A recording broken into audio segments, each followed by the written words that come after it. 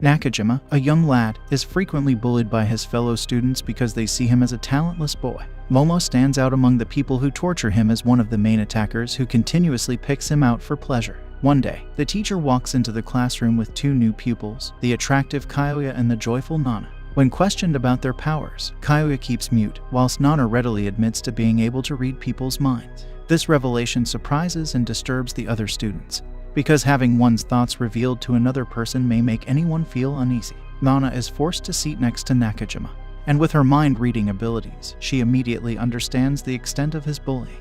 Her suspicions are verified when Mogo taunts Nakajima, claiming that he is unable to fight against humanity's enemies owing to a lack of skill. To everyone's astonishment, Nana defends Nakajima and confronts Mogo, admitting that he attacks Nakajima simply to impress her and ask her out on a date.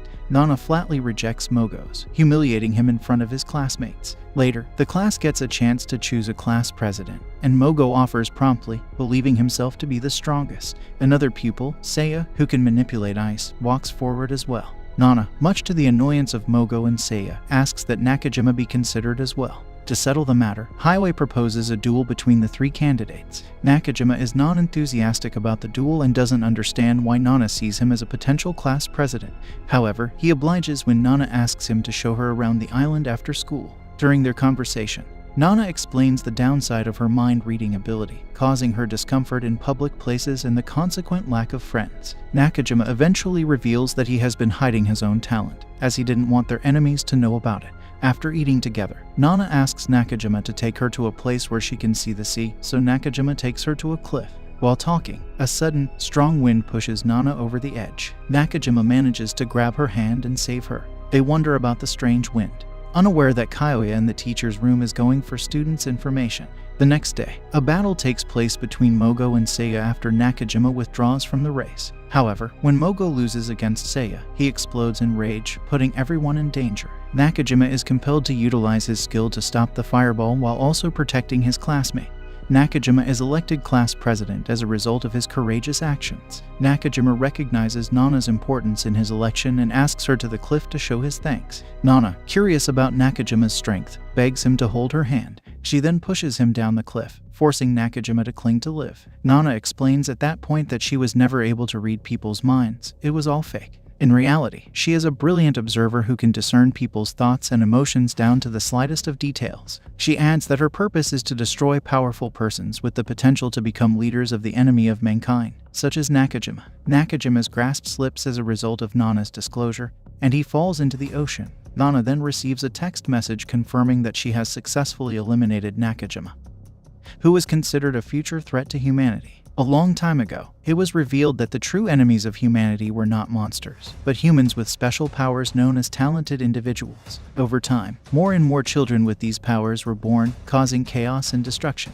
Normal humans were unable to handle this threat, leading the government to create a special police force composed of superpowered individuals. However, this police force turned against the government, considering themselves superior to ordinary humans. This resulted in a prolonged war, which the talentless humans eventually won. Humanity steadily recovered after the war, but to avoid a repeat of history, the government planned to relocate the gifted people to a remote island and disguise it as a unique school. At the same time, they dispatched agents entrusted with murdering the gifted. At the moment, the pupils are practicing their water combat abilities on a lake. Seiya, who has deadly freezing powers, is one of them. Nana believes Seiya's abilities are too dangerous to examine further. Meanwhile, Magu gets into a brawl, but Shibusawa, who has the power to time travel, soon breaks it up. Nana sees an opportunity to learn more about Shibusawa's abilities and invites him out to lunch, where she unintentionally verifies his time-traveling ability by dropping water on him. Nana became terrified as he realized the scope of his power. However, their talk is cut short by Kyoya, who requests that Shibusawa utilize his abilities to locate Nakajima.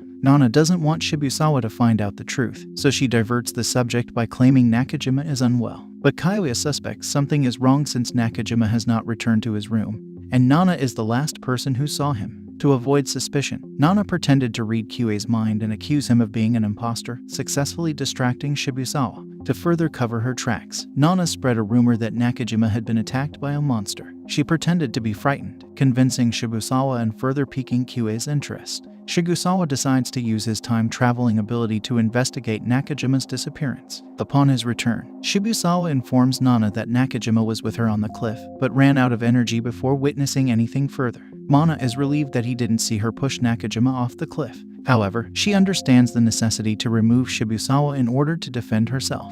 So she appears in his room late at night and claims to know what happened to Nakajima. Nana takes him to a site where she claims Nakajima was assaulted, but it turns out to be a frozen lake made by Seiya. Shibusawa used his time-traveling abilities, unaware of the risk, and found himself buried in the frozen lake. Even if he could return to the present, he would die of cold. As a result, Nana was able to effectively coordinate the deaths of Shibusawa and Nakajima. Kyoya went to the cliff to investigate Nakajima's abrupt disappearance, but all she found was a broken rope and Nakajima's watch. Meanwhile, no one accuses Nana of being involved in the disappearances of the pupils. Instead, Mogo and Seiya accuse Kyoya, who was away from class at the time. Just as they are discussing Kyoya, he appears, soaked and with a leaf attached to his head. As a result, Nana sees him as a possible threat. Nana follows Kyoya around lunchtime and learns that he goes to the dormitory shed to feed a cat.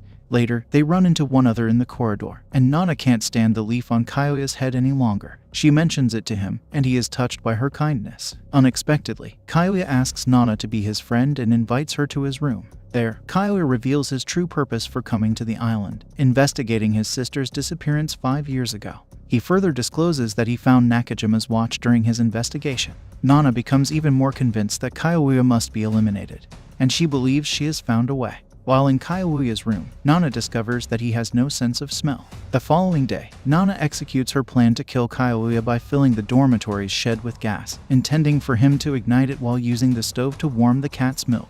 Her plan goes smoothly as the stove explodes when Kyoya lights it, engulfing the shed in flames. Mana resumes her role as a concerned student, pretending to be worried about Kyoya, but is shocked to see him alive, unaware that his talent is immortality, rendering him unable to die regardless of her attempts. Kyoya suspects Nana due of her surprised response to finding him alive. He wonders why, if she had the capacity to read minds, she didn't detect his immortality. However, Kyoya lacks substantial evidence that Nana attempted to murder him or was accountable for the disappearances of Nakajima and Shibusawa. The next day, Kyoya talks to the pupils about yesterday's event.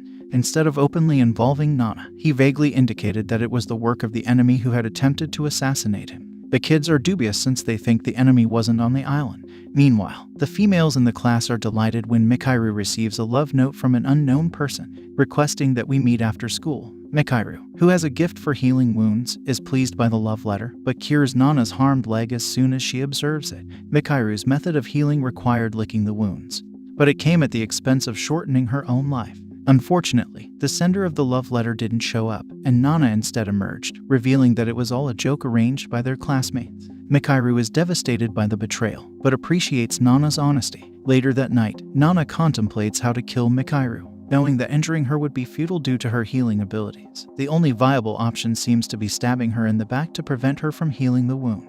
However, when Nana leaves her room to go to Mikairu, she is surprised to find Kyoya standing guard outside. Nana questions him, but he explains that he is concerned about her safety and wants to protect her. Nana tries to deceive him by turning the music on and slipping out through the window, but Kyoya sees through her plan and follows her. Upon entering Mikairu's room, Kyoya finds Nana with a severe stab wound while Mikairu attempts to heal her by licking it. Nana quickly lies, claiming that she has heard suspicious voices and rushes to save Mikairu from an invisible enemy that vanishes afterward. Although Kyoya remains suspicious, he lacks solid evidence to confront Nana. While Nana was crying and rumor had it that an enemy was entering the island, the other pupils sympathized with her. Nana took advantage of the circumstance, feigning to grieve in front of the pupils and spreading tales about the enemy's presence and Nakajima's death. Because of her bravery in protecting Mikairu, the students believe her and elect Nana as class president.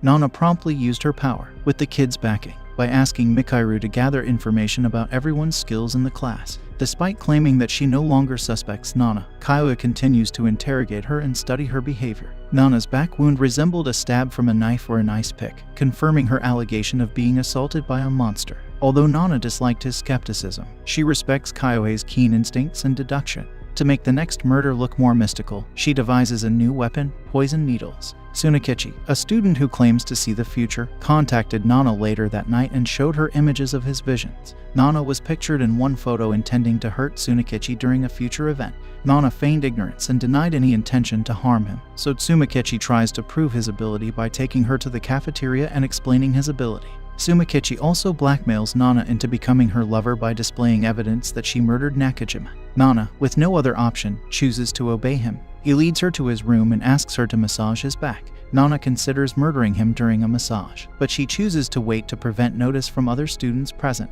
While waiting, she notices Tsunakichi holding his camera in an unusual manner. Nana explores the camera and discovers that it can take images in the future. Before removing Tsunakichi's camera outside the dormitory, she saves one startling future shot, expecting to utilize it herself. However, she discovers that the camera can only be used by Tsunakichi in the future. Nana's attempts result in simply regular images. She realizes that Tsunakichi sees the future via his dreams and catches it with his camera. The next day, Tsunakichi suspects Nana stole his camera during the night since he only has 4 future photographs instead of the normal 5, meaning Nana quietly took one. Tsunakichi looks at Nana and discovers a hidden picture in her zippered pocket.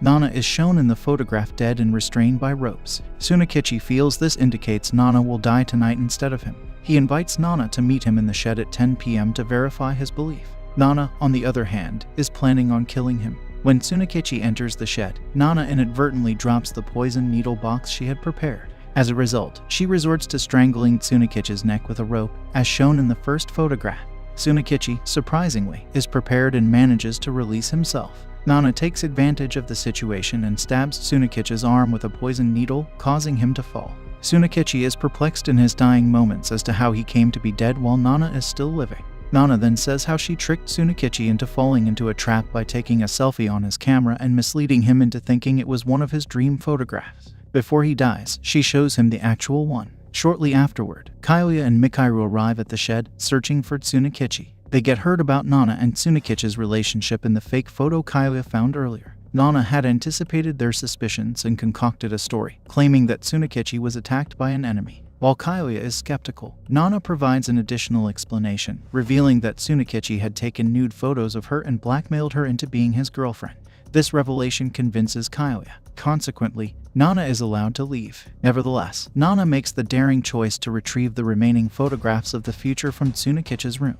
Much to her astonishment, she realizes that one significant photo of her pushing Nakajima off a cliff is missing. Tsunakichi had cunningly concealed it beneath his uniform.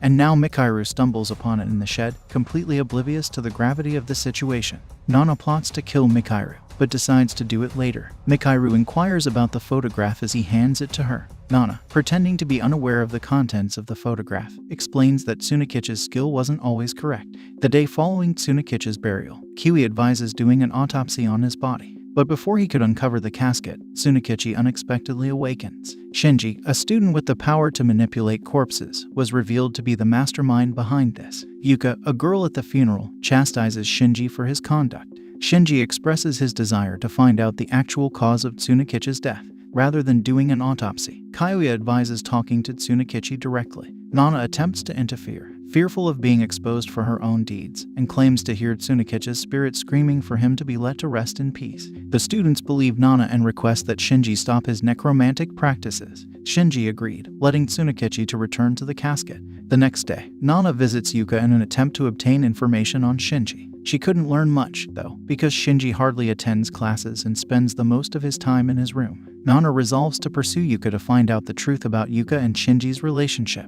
She catches Yuka covertly meeting with Shinji one night, and it soon becomes clear that they are dating. Nana views this as a chance to get rid of both of them. Unfortunately, Hayao catches Nana observing Yuka and Shinji. The following day, when the students are about to have physical education class, Nana pretends to be ill and asks Mikairu to accompany her to the infirmary. However, as soon as Mikairu leaves, Nana leaves her bed and goes to the boys' dormitory, where she kills Shinji using a poison needle. On her way back to the infirmary, Nana stumbles upon a trapped cat, which makes her late in returning. When Kyoya and Mikairu visit Nana, they couldn't find her in the infirmary. At this point, Nana didn't seem to care if Kyoya suspected her. All she wants is to save the cat. She asks Kyoya and Yuka for help, with Yuka claiming to have super strength. However, Yuka refused, citing her allergy to cats. Eventually, they managed to rescue the cat. Later that night, Nana enters Yuka's room with the intent to kill her. However, from behind, someone strikes Nana, exposing himself to be Shinji, who should have died earlier that day. Yuka is revealed to be an actual necromancer, while Shinji acquires superhuman power. Shinji died before coming on the island, and Yuka revived him as an undead out of love for him. Nana learned the details of Shinji's death from Yuka. When Yuka threatened to expose Nana, she unexpectedly confesses to killing Nakajima and the others. Nana, on the other hand, claimed that she was not as cruel as Yuka since she led her victims to rest in peace. Nana offered a tempting offer to earn Yuka's trust, the ability to find out Shinji's thoughts even after death. Yuka, convinced of Nana's mind-reading abilities, has Shinji release Nana, but Nana deceitfully flees. Yuka pursued Nana into the mountains, creating revived corpses to catch her. The huge number of the zombies caused Nana to wonder about their beginnings, speculating on the destiny of the talented individuals who came before her. Despite the zombies' unrelenting pursuit, Nana managed to escape. When she was alone and thinking, she understood Yuka was controlling the zombies using the objects placed beneath her bed. Nana decided to keep running despite the increasing risk. Nana came across an abandoned cottage, which sparked an escape plot from Yuka and the undead. She tinkered with the door, expecting to stay inside until dawn. Yuka ultimately discovers Nana in the cottage but decides not to remain due to dangers, locks the door from the outside to prevent Nana from fleeing. She instead returns home with Shinji. Yuka intended to return with her zombie army later, under cover of darkness. However, her rage grew when Nana escaped capture during Yuka's nighttime return. Despite a thorough search, Nana continued to be evasive even after sunrise. Yuka, defeated, withdrew to the dormitory, having failed to achieve her intended target. As Yuka passed through the dormitory gates with Shinji on her back, Nana suddenly reappeared, pouncing on Yuka and searching for an item of control. She swiftly found Shinji's school paper, revealing Yuka's reliance on objects touched by the deceased. Holding the paper, Nana threatened Yuka, demanding they go to the cliff. There, Nana disclosed her escape from the locked hut by removing the screws from the hinges before Yuka's arrival. As Yuka grasped Nana's explanation, she realized she had been outsmarted. She apologizes and vowed not to expose Nana's crimes, returning her poison needles. However, Nana had decided to kill Yuka. She tosses Shinji's paper into the abyss and coerces Yuka into revealing the truth about his death. After disposing of Yuka's body, Nana encounters Karara, who possesses the unique ability to produce poisonous saliva by regularly consuming snakes. Nana is aware that Karara usually is accompanied by her best friend, Kaori, but when she sees Karara alone without Kaori, she inquires about her friend. Karara and Kaori's relationship appears to be broken as a result of an altercation. Karara shows Nana their chat session in which Kaori cursed her to convince her. Nana, instead of sympathizing, views this as an opportunity to murder Karara. Karara is stabbed with a poisoned needle, and her things and mobile phone are taken. Nana then buries Karara's remains alongside Yuka's previously controlled zombie corpses. She then goes to Kaori's room and poisons her contacts to make it appear as though Karara did it because of their disagreement over Kaori's contacts. Following that, Nana contacts Kaoya and informs him of Yuka's death before leading him, Mikairu, Seiya, and Mogo to a cliff where she exposes Yuka's secrets. Nana, on the other hand, lies about Yuka's death, stating she leaped over the cliff after being asked about her wrongdoings, which resulted in Shinji's death and control of his corpse. Nana demands that Mogo burn all of the bodies, including Shinji and Kira's. Hayo becomes suspicious of Nana's misdeeds and exposes her in front of their friends, pointing out her lack of an alibi during the killings. A scream from the girls' dormitory interrupts their chat, and Kori is discovered dead in her chamber. Nana appears to be taken aback by Kori's body, but a quick smile indicates her enjoyment with her technique of murder. She has an alibi this time since she was with Kaoya and the others when Kori died. Kaoya sees Kori's hand posture, which suggests she may have attempted to remove her own eyes. He looks into her death and finds poison in her contact lens bag. This leads him and the others to suspect Karara, who is notorious for making poison and has been gone from school since lunchtime. Kaoya searches Karara's room, finding information about her search for snakes in the mountains. Realizing that pursuing her there would be futile, Kaoya decides to reinvestigate Kaori's room. During the investigation, Kaoya checks Kaori's cell phone and discovers a text message from Karara sent at 3 p.m. while they were on the cliff. This message convinces Kaoya that Nana is the killer. He contacts some of his classmates to share his theory. According to Kaoya's deduction, Nana killed Karara in the morning while she was searching for snakes in the mountains. As a result, Kira's body won't be found since it was burned along with the zombie corpses of Yuka. While they were at the cliff, Nana covertly sent a message to Kaori's phone using Kira's cell phone, which she stole after murdering her. This was done in order to deflect Kaoya's attention away from herself. As a result, Kurara's phone is now in Nana's hands. Kyoya examines Nana, convinced of his detection, hoping to discover Kurara's phone on her. Unfortunately, Kyoya is unable to locate a phone since Nana ingeniously concealed it on a zombie body. As the corpse deteriorated in the sunshine, its finger would push the send button, sending a message on Kira's phone that Nana had prepared, which would be sent to Kaori. When Kyoya charges Nana without providing evidence, the other students promptly defend her. Mikairu even demands an apology from Kyoya, who grudgingly agrees. Later that night, Nana sits alone outside the dormitory, thinking about how she will dispose of the poison she used to murder Kaori. Mikairu arrives out of nowhere, surprising Nana. Nana believes Mikairu is a foe and prepared to protect herself. Mikairu, on the other hand, surprised Nana by suggesting that she take a rest while Mikairu stands watch. Nana accepts and closes her eyes. But just as she does, Mikairu thrusts a knife into her throat, stating she has always suspected Nana of being the murderer. Despite Mikairu's efforts, Nana disarms her, hurting Mikairu's hand in the process. Two other students come from the dormitory and urge Mikairu to return, ignorant of Nana's involvement. The next day, Nana takes Mikairu to a cliff to confront her about the previous night's occurrences. Nana understands the Mikairu in front of her is an imposter after observing the wound on his hand. The wound would have healed by now if she were the actual Mikairu. Nana deduces that the person in front of her has the capacity to shift shape, and the figure soon exposes himself to be Jin, a former pupil. Jin takes Nana to a secret cave and confesses to knowing all of her killings. He'd been disguised as a cat that Kyoya had looked after, watching everything. Jin reveals that 5 years ago, the island's talented individuals fought in a civil war to decide who was the greatest, and he was the only survivor owing to his special powers. He seeks Nana's cooperation in investigating the central government's involvement in instigating the civil war. Jin then threatens to kill her if she refuses to cooperate. However, Nana poisons Jin's coffee, causing him intense pain. To her surprise, Jin not only copy appearances, but also their talents as well. From this revelation, Nana believes that she found the true enemy of humanity. Jin refuses to let her leave so easily. He transformed once again, taking on the form of Mogo, and attacked her using his fire powers. Surprisingly, after inflicting considerable harm, Jin brought Nana to Mikairu's room where she could receive care. When Nana regained consciousness, Mikairu was overjoyed, explaining that she had discovered Nana lying in front of her room the previous night. Since then, Mikairu had been consumed with worry, fearing that Nana had been targeted by enemies of humanity. Witnessing Mikairu's innocence, Nana confesses that she harbored no fear of those enemies. In reality, she hates them because they were responsible for her parents' deaths. Nana, on the other hand, blames herself for their demise because it was her own irresponsibility that allowed attackers to easily enter her home via an open window when she was a child. This horrible tragedy tormented her, and she is still burdened with responsibility for their deaths. After Nana has done sharing her sad history, Hayao comes and demands that both Nana and Mikairu follow him to a fellow student's room, which has been filled by other students. When they arrived, they found Ryuji's body, brutally killed.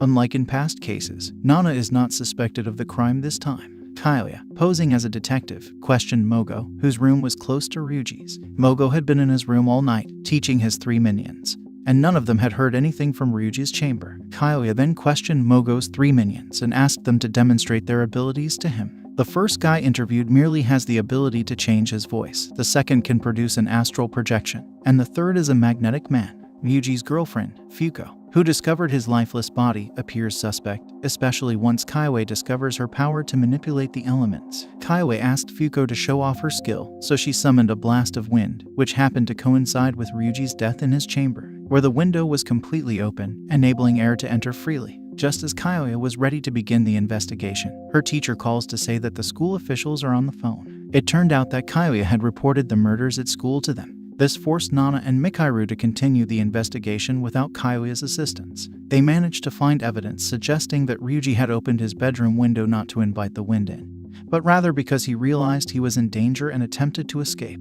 While Nayana is alone in her room, her teacher knocks on her door to deliver her new uniform. Suddenly, Nayana remembers her missing poison bottle, which she had kept in the pocket of her old uniform. It was highly likely that Mikairu had taken it while taking care of her. Before Nayana could search Mikairu's room for the poison, Kyoya returns and invited her to interrogate Fuko. During the interrogation, Fuko failed to provide any new information and instead broke down in tears, imploring Nayana to help her avenge Ryuji's death. After the interrogation, Nana finally had the opportunity to search Mikairu's room. Instead of the poison bottle, she discovered Mikairu's diary. In the diary, Mikairu chronicled their experiences since they first met in class, expressing her deep trust and friendship towards Nana. Mikairu couldn't stomach seeing Nana in suffering, especially after learning of her parents' deaths. Nana was deep in her diary when Jin emerged behind her with the missing poison bottle. While returning the bottle to Nana, he committed to find out why Nana was assigned as a murderer. He did, however, softly chastise Nana for questioning Mikairu,